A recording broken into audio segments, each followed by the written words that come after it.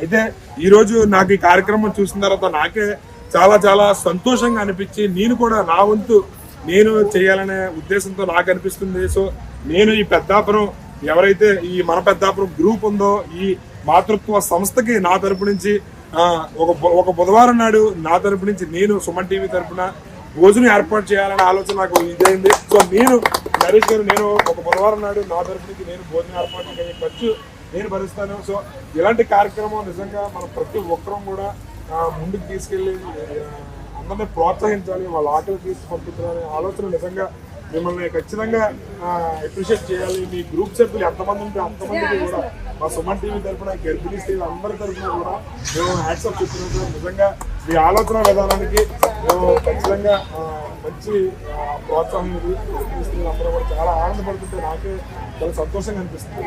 Anyway all the best and congratulation sir. Right, చూసారు కదా.